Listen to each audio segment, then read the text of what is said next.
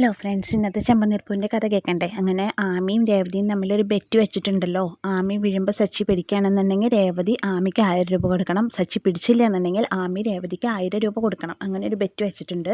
പിറ്റേ ദിവസം കാലത്ത് ബ്രേക്ക്ഫാസ്റ്റ് കഴിക്കാൻ വേണ്ടി എല്ലാവരും റെഡിയായി. ബ്രേക്ക്ഫാസ്റ്റിന് കഴിക്കാൻ വേണ്ടിയിട്ട് ഡൈനിങ് ഹാളിൽ എല്ലാവരും വന്നിരുന്നു. അപ്പോൾ സുധിയും ശ്രുതിയും ശ്രീകാന്തും വർഷയും എല്ലാവരും ഉണ്ട്. സച്ചി ഉണ്ട്. അപ്പോൾ ആമീനെ രേവതിനെയും വിളിക്കാൻ പറയുകയാണ് രവീന്ദ്രൻ. പറയുമ്പോൾ അവർ വരും പറയാണ് സച്ചി. അപ്പം അങ്ങനെ ആമി രേവതി കൂടി വരികയാണ്. കടന്നു വരണ വരവിൽ ആമി രേവതിയോട് പറയണ റെഡി ആയിട്ടിരുന്നോ, 1000 രൂപ എനിക്ക് തരാൻ നീ റെഡി ആയിട്ടിരുന്നോ എന്ന് പറയണം. നമുക്ക് കാണാമെന്ന് പറയാണ് രേവതി.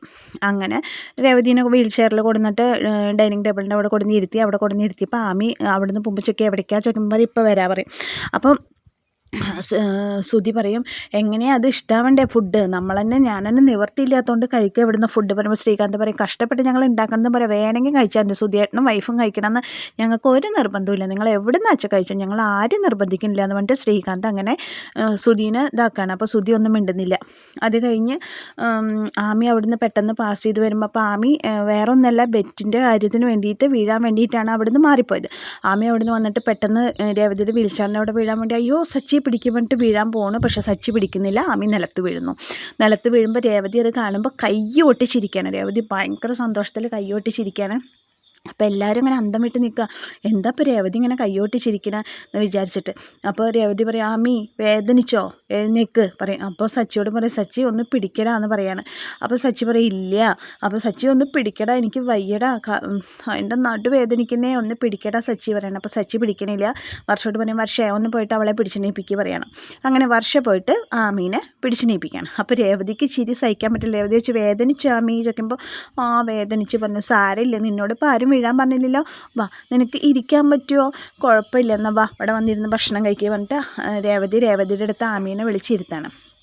ആമീനെ വിളിച്ചിരുത്തിയിട്ട് അങ്ങനെ രേവതി ജയിച്ച സന്തോഷത്തിലിരിക്കുകയാണ്. ആമയാണെങ്കിൽ തോറ്റ ചമ്മലിലിരിക്കുകയാണ്. അപ്പോൾ ആമി ചോദിക്കും സച്ചിയോട്, ദുഷ്ട നീ എന്താടാ എന്നെ പിടിക്കാമെന്ന് ചോദിക്കാൻ പറയും, ഒരു പ്രാവശ്യം വീണു, അത് യാദൃശ്ചികമായിട്ട് പറ്റിയതാണ്, അപ്പം ഞാൻ പിടിച്ചു, അത് നീ അറിയാതെ പറ്റിയതാണ്, വീണ്ടും ഒരു പ്രാവശ്യം വീണുമ്പോൾ പിന്നെ നടക്കുമ്പോൾ ശ്രദ്ധിക്കണ്ടേ, അപ്പോൾ വീണ്ടും വീണ് കഴിഞ്ഞാൽ അത് ഞാൻ പിടിക്കേണ്ട ആവശ്യമില്ലല്ലോ, ഒരു തെറ്റ് നമ്മൾ തെറ്റാന്ന് മനസ്സിലാക്കി കഴിഞ്ഞാൽ പിന്നെ നമ്മൾ ആ തെറ്റ് ആവർത്തിക്കുമ്പോൾ ശ്രദ്ധിക്കണ്ടേ ആമി, അതുകൊണ്ടാണ് ഞാൻ. അങ്ങനെ ആമി ചമ്മിക്കൊളായി. ആ ടോപ്പിക്ക് അവിടെ അവസാനിച്ചു. അത് കഴിഞ്ഞിട്ട് രേവതി റൂമിലിരിക്കുന്ന സമയത്ത് ആമി അവിടേക്ക് വരും. ആമി അവിടെ വന്നിട്ട്, നീ ജയിച്ചു അപ്പോൾ രേവതി പറഞ്ഞു, എനിക്ക് അറിഞ്ഞൂടെ ആമി, എൻ്റെ സച്ചേട്ടനെ ഞാൻ മനസ്സിലാക്കിയ പോലെ വേറെ ആരും മനസ്സിലാക്കിയിട്ടില്ല, എനിക്കറിയാം എൻ്റെ സച്ചേട്ടനെ പറയണം. അപ്പോൾ ആമി പറയാം, എന്തായാലും നീ വെറ്റിൽ ജയിച്ചു, നിനക്ക് 1000 രൂപ ഉണ്ടായോ, എനിക്ക് 1000 രൂപയൊന്നും വേണ്ട, ഞാൻ വെറുതെ പറഞ്ഞതാ പറയും, അതൊന്നും പറഞ്ഞാൽ പറ്റില്ല, നീ 1000 രൂപ മേടിച്ചേ പറ്റൂ എന്നൊക്കെ പറഞ്ഞിട്ട് ആമി അങ്ങനെ 1000 രൂപ എടുത്ത് രേവതിക്ക് കൊടുക്കുകയാണ്.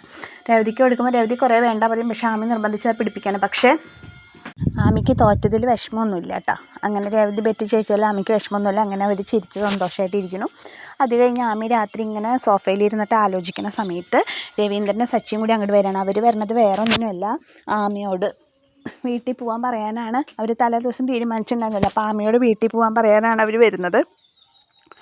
അപ്പോൾ മോൾ എന്താ അവിടെ വന്നിരിക്കണമെന്ന് ചോദിക്കുമ്പോൾ ഒന്നുമില്ല, എന്താ നിങ്ങൾക്ക് രണ്ടാൾക്ക് എന്നോട് എന്തെങ്കിലും പറയാണ്ട് ചോദിക്കുമ്പോൾ ഒന്നുമില്ല, അല്ല മോളെന്താ അവിടെ വന്നിരിക്കണമെന്ന് ചോദിച്ചതാണ്. അപ്പോൾ ആമി പറയും, അങ്കിളെ ഞാൻ ഒരു കാര്യം പറയട്ടെ, സച്ചി ഒരു കാര്യം പറയട്ടെടാ പറയും. അപ്പോൾ എന്താ ആമി പറയുമ്പോൾ ഞാൻ നാളെ കാലത്ത് തിരിച്ചു പോവാണ് നാട്ടിലേക്ക് പറയും. അപ്പോൾ എന്ത് പറ്റി, എന്താ ഇപ്പോൾ പെട്ടെന്ന് തിരിച്ചു പോക്ക്, അല്ല കുറച്ച് ദിവസമായില്ല ഇവിടെ വന്നിട്ട്, ഞാൻ നാളെ പോവാം, എനിക്ക് കുറച്ച് കാര്യങ്ങൾ ചെയ്തു തീർക്കാണ്ട്, ഒരു ഫ്രണ്ട് എന്നെ ഒരു കാര്യം ഏൽപ്പിച്ചിട്ടുണ്ട്, അവൾ വിളിച്ചുകൊണ്ടിരിക്കുക, അത് അവൾക്ക് നടത്തി കൊടുക്കണം, അതുകൊണ്ട് ഞാൻ നാളെ പോവാട്ടോ പറയും. അപ്പോൾ സത്യത്തിൽ രവീന്ദ്രനെ സച്ചി ആഗ്രഹിച്ചതും ആമി തീരുമാനിച്ചതും ഒന്നാണ്, അതായത് രോഗി ഇച്ഛിച്ചതും വൈദ്യം കൽപ്പിച്ചതും പാലെന്നുള്ള അർത്ഥത്തിൽ.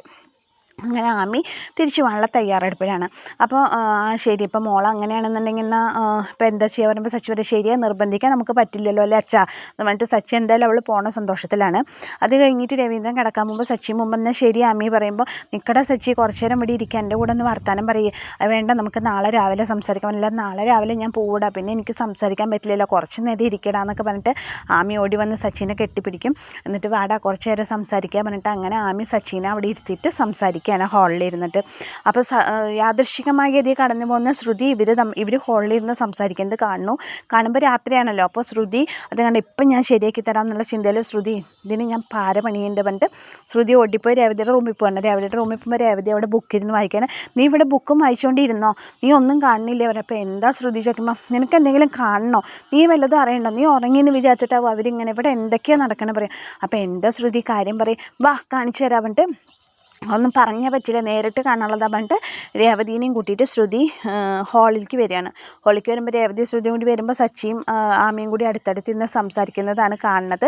അപ്പോൾ ശ്രുതിക്ക് എന്താ വെച്ചാൽ രേവതിയുടെ മനസ്സൊന്ന് കലക്കി ആമി എത്രയും പെട്ടെന്ന് അവിടെ നിന്ന് പറഞ്ഞയക്കണം എന്നുള്ള പ്ലാനിങ്ങിലാണ് ശ്രുതി ഇരിക്കുന്നത്. അങ്ങനെ രേവതിയോട് കാണുമ്പോൾ രേവതി ഇവിടെ നിന്നാൽ ശരിയാവില്ല ശ്രുതി, എന്താ വേണ്ടതെന്ന് എനിക്കറിയുമ്പോൾ നമുക്ക് അവരുടെ അടുത്തേക്ക് പോകാൻ പറയും. എന്നിട്ട് അങ്ങനെ ശ്രുതി വീൽ ചെയർ ഉരുട്ടിയിട്ട് രേവതീനെ ആമയും സച്ചിയും കൂടി ഇരിക്കുന്ന അടുത്തേക്ക് വിടുകയാണ്. അവിടെ ചെന്നിട്ട് രേവതി ചേട്ടാ വിളിക്കണം. അപ്പോൾ സച്ചി തിരിഞ്ഞു നോക്കുമ്പോൾ എന്താ രേവതി നീ ഉറങ്ങിയില്ല വയ്ക്കുമ്പോൾ ഇല്ല പറയും. അപ്പോൾ ശ്രുതി ചോദിക്കും ഇവൾ ഉറങ്ങിയെന്ന് വിചാരിച്ചിട്ടാവില്ല ഇവിടുത്തെ കലാപരിപാടികളൊക്കെ ഇങ്ങനെ. അപ്പോൾ ശ്രുതി പറയുന്നുണ്ട് രേവതിയോട്, ഇവർ ഇരിക്കുന്നത് കണ്ടിട്ടുണ്ടെങ്കിൽ ഇപ്പോൾ പാർക്കിൽ കാമുകന്മാരെ ഇരിക്കണ പോലെയാണ് എന്നൊക്കെ രേവതിയോട് പറഞ്ഞു തരുകയായിട്ടുണ്ട്. അപ്പോൾ നിങ്ങൾ അവൾ ഉറങ്ങിയെന്ന് വിചാരിച്ചിട്ടാണ് ഈ പരിപാടികൾ, ഇതൊന്നും ഇവിടെ നടക്കില്ല. അപ്പോൾ എന്തായിരിക്കുമ്പോൾ സച്ചേട്ടാ ഞാൻ കുറച്ച് തീരുമാനിച്ചിട്ട് എനിക്ക് ചില കാര്യങ്ങൾ പറയാനുണ്ട്. എന്താ രേവതി ചോദിക്കുക, എനിക്ക് കുറച്ച് കാര്യങ്ങൾ പറയാനുണ്ട്. അപ്പോൾ ശ്രുതി പറയും അങ്ങനെ ഒറ്റയ്ക്ക് പറയരുത് രേവതി, എല്ലാവരെയും വിളിച്ചിട്ട് എല്ലാവരെയും മുമ്പിൽ വെച്ചിട്ട് പറയാം നമുക്കെന്ന് പറഞ്ഞിട്ട് അങ്കിളെ ശ്രുതി ശ്രീകാന്തേ വർഷേ എല്ലാവരും വാന്ന് പറഞ്ഞിട്ട് എല്ലാവരും വിളിച്ചു വരുത്താണ് ശ്രുതി. അപ്പോൾ എല്ലാവരും വന്ന സമയത്ത് എന്താ കാര്യം എന്ന് ചോദിക്കുമ്പോൾ രേവതി പറയും ശ്രുതി എന്നോട് പറഞ്ഞു സച്ചേട്ടനും ആമിയും കൂടി ഇരിക്കണാകുമ്പോൾ ഇവർ പാർക്കിലിരിക്കുന്ന കാമുകന്മാരെ പോലെ ഉണ്ടെന്ന് ശ്രുതി പറഞ്ഞു. ശ്രുതിക്ക് ആമീനെ ഇവിടെ നിന്ന് കെട്ടിക്കാൻ വേണ്ടി ശ്രുതി എന്നെ കുറേ ആമിയെ പറ്റിയിട്ടുള്ള പാരകൾ പണിതു. പക്ഷേ ആമിക്ക് അറിയില്ല, പക്ഷേ ശ്രുതിക്ക് അറിയില്ലല്ലോ സച്ചേട്ടനെ ഞാൻ മനസ്സിലാക്കിയ പോലെ ഈ ലോകത്ത് വേറെ ആരും മനസ്സിലാക്കിയിട്ടില്ല എന്ന്. എന്നെ ഒന്ന് കാണാതായ നിമിഷം സച്ചേട്ടൻ അനുഭവിച്ച വേദന, എൻ്റെ കാലം നൊടിഞ്ഞപ്പോൾ സച്ചേട്ടൻ എന്നെക്കാട്ടിലും കൂടുതൽ വേദന അനുഭവിച്ച സച്ചേട്ടനാ. കുന്നുമേൽ ക്ഷേത്രം പറഞ്ഞിട്ടൊന്ന് കേട്ടിട്ടുണ്ടോ ശ്രുതി? ആ ക്ഷേത്രത്തിലേക്ക് ഒരുപാട് പടികളുള്ള ആ ക്ഷേത്രത്തിലേക്ക് എന്നെ പൊക്കിയെടുത്ത് കൊണ്ടുപോയത് സച്ചേട്ടൻ. ആ സമയത്തൊക്കെ ഞാൻ സച്ചേട്ടൻ്റെ മനസ്സിലത്തെ സ്നേഹം ഞാൻ കണ്ടതാ ശ്രുതി. അത്രയും എന്നോട് സ്നേഹമുള്ള സച്ചേട്ടൻ എന്നെ വിട്ടിട്ട് വേറൊരു പെണ്ണിൻ്റെ അടുത്തേക്ക് പോകുമെന്ന് പറഞ്ഞാൽ എനിക്കത് ഒരിക്കലും വിശ്വസിക്കാൻ പറ്റില്ല. ഞാനത് വിശ്വസിക്കില്ല. നീ എന്താ വിചാരിച്ചത്? നീ പറഞ്ഞ അപവാദങ്ങൾ മുഴുവൻ ഞാൻ കേട്ടിട്ട് ആമീനെ പറഞ്ഞു വിടാനും ഞാൻ ഇരിക്കണമെന്നോ? ഞാനെന്തിനാ ആമീനെ പറഞ്ഞു വിടേണ്ട ആവശ്യം? അപ്പോൾ രവീന്ദ്രൻ എന്താ ചോദിക്കുമ്പോൾ പറയാം അച്ഛാ ഇന്നെ പോലെയാണ് ഇവർ തമ്മിൽ കാമുകന്മാരാന്ന് സ്ഥാപിക്കാനാണ് ശ്രുതി ശ്രമിക്കുന്നത്. ശ്രുതി എന്നോട് ആമിയെ പറഞ്ഞു വിടാൻ പലവട്ടം പറയൽ കഴിഞ്ഞു.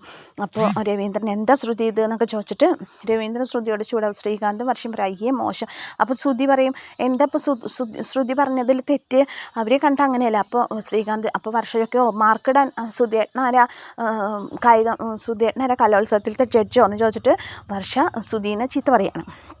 അപ്പോൾ അങ്ങനെ എല്ലാവരുടെയും മുമ്പിൽ കള്ളത്തരം പൊളിഞ്ഞ ആ ഒരു സങ്കടത്തിലാണ് ശ്രുതി നിൽക്കുന്നത്. ശ്രുതി ചമ്മി നാശമായിട്ടാണ് ഇരിക്കുന്നത്. അപ്പോൾ ഇത് കേൾക്കുമ്പോൾ ആമി പറയും ഇവരൊക്കെ എന്നെ കാണുമ്പോൾ എന്തൊരു പേടിയുള്ള പോലെ ഉണ്ടെങ്കിലേ ഞാൻ ഫോൺ വിളിക്കുമ്പോൾ ഇവരെൻ്റെ പിന്നാലെ നോട്ടിട്ടിട്ട് കുറച്ച് ദിവസമായി.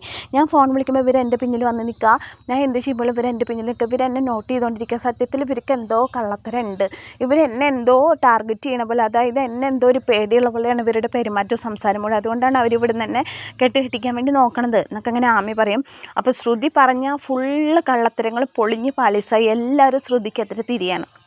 അപ്പോൾ രേവതി ചോദിക്കും നീ എന്താ വിചാരിച്ചേ ഞാൻ എൻ്റെ സച്ചേട്ടനെ ഇതാക്കുന്നു? സച്ചേട്ടാ നമുക്കിടയിൽ കുറച്ച് പിണക്കങ്ങളും പരിഭവങ്ങളൊക്കെ ഉള്ള സ്നേഹ കൂടുതലോട്ടുള്ള പിണക്കങ്ങളും പരിഭവങ്ങളും ഉണ്ടാവും, അല്ലാതെ നമ്മുടെ ഇടയിൽ പ്രശ്നമൊന്നുമില്ല സച്ചേട്ടാ, ഒരു പ്രശ്നമില്ല. രേവതി പറഞ്ഞിട്ട് സച്ചി വന്നിട്ട് രേവതിയുടെ കൈ പിടിക്കുകയാണ്. അപ്പോൾ അങ്ങനെ ആ ഒരു ശ്രുതിയുടെ കള്ളത്തരം പൊളിഞ്ഞ ആ ഒരു ഇതിലാണ് ഇന്നത്തെ എപ്പിസോഡ് അവസാനിക്കുന്നത്. അപ്പോൾ എന്നത്തെയും പോലെ എൻ്റെ കഥ കേട്ട് ഇഷ്ടപ്പെട്ട കുട്ടികൾ എൻ്റെ ചാനലൊന്ന് ലൈക്ക് ചെയ്യുക, ഷെയർ ചെയ്യുക, സബ്സ്ക്രൈബ് ചെയ്യുക. നിങ്ങളുടെ സപ്പോർട്ടാണ് എൻ്റെ വിജയം. അപ്പോൾ നാളത്തെ കഥയുമായി നാളെ വരാം. എല്ലാവർക്കും താങ്ക് യു.